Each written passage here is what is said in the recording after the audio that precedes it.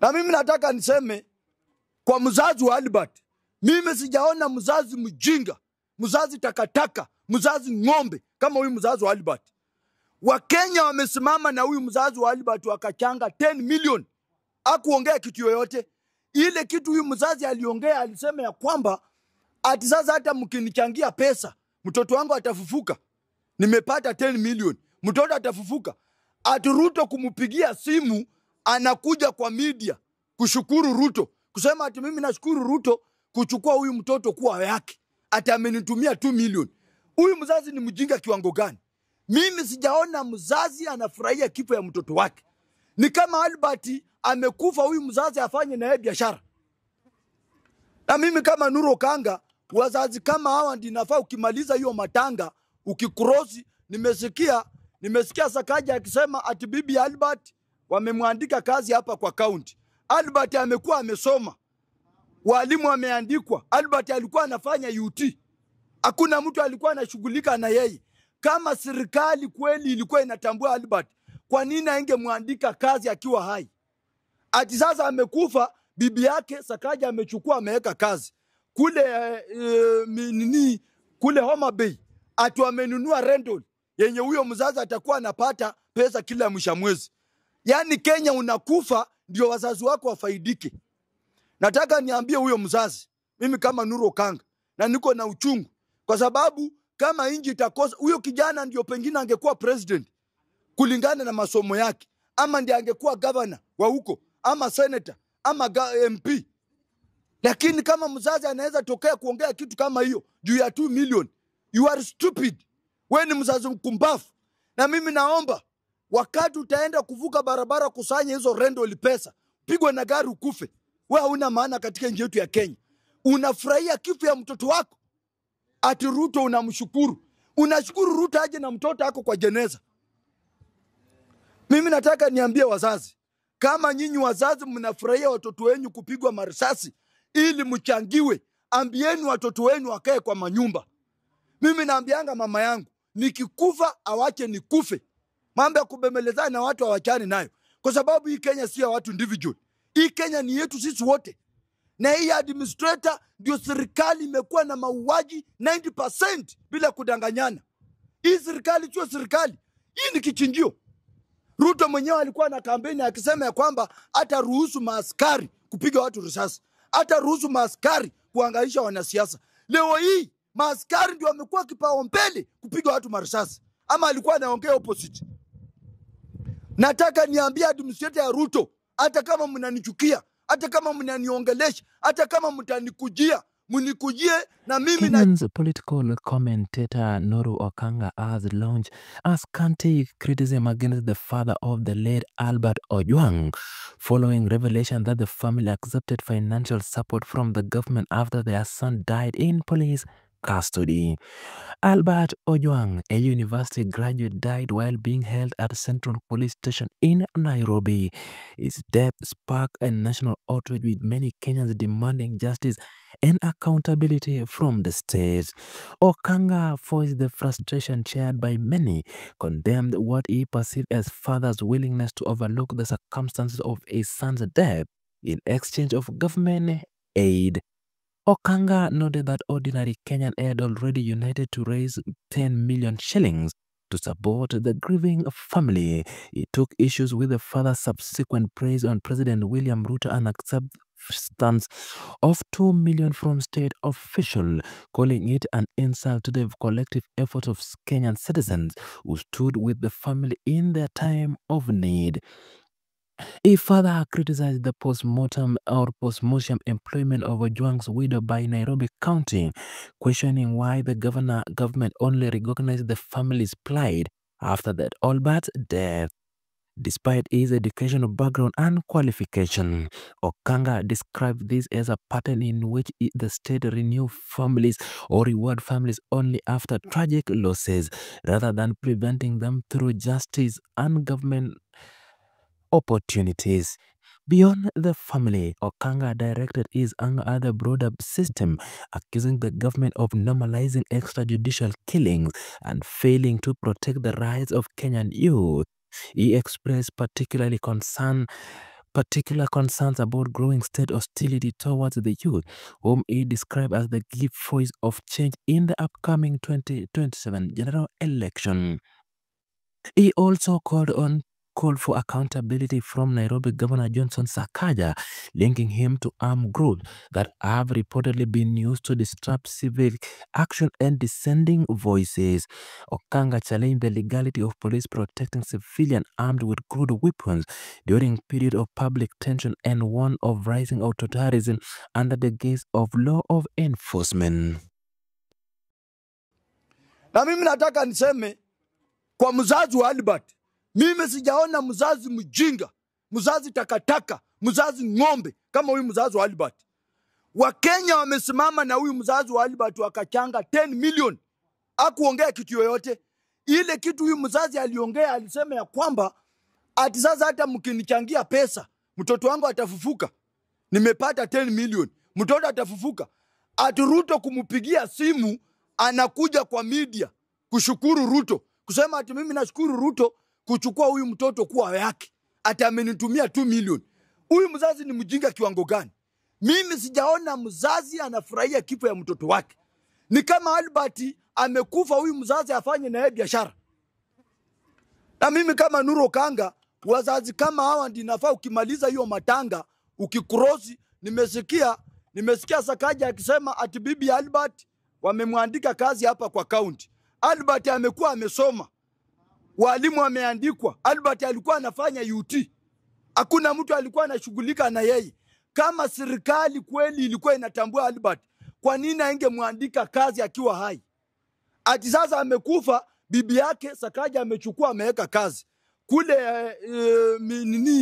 Kule Homa Bay, ati wamenunua rental yenye huyo mzazi atakuwa anapata pesa kila mwisho mwezi. Yaani Kenya unakufa ndio wazazi wako wafaidike. Nataka niambie huyo mzazi, mimi kama Nuru Okanga, na niko na uchungu, kwa sababu kama inji itakosa, huyo kijana ndio pengine angekuwa president kulingana na masomo yake, ama ndiye angekuwa governor wa huko, ama senator, ama MP. Lakini kama mzazi anaweza tokea kuongea kitu kama hiyo juu ya 2 million, you are stupid. Wewe ni mzazi mkumbafu. Na mimi naomba wakati utaenda kuvuka barabara kusanya hizo rental pesa, pigwe na gari ukufe. Wewe huna maana katika nchi yetu ya Kenya. Unafurahia kifo ya mtoto wako. Ati Ruto unamshukuru. Unashukuru Ruto aje na mtoto wako kwa jeneza. Mimi nataka niambie wazazi, kama nyinyi wazazi mnafurahia watoto wenu kupigwa marisasi ili mchangiwe, ambieni watoto wenu wakae kwa manyumba.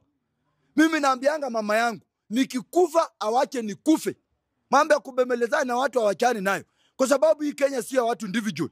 Hii Kenya ni yetu sisi wote. Na hii administrator ndio serikali imekuwa na mauaji 90% bila kudanganyana. Hii serikali sio serikali. Hii ni kichinjio. Ruto mwenyewe alikuwa na kampeni akisema ya kwamba hata ruhusu maaskari kupiga watu risasi.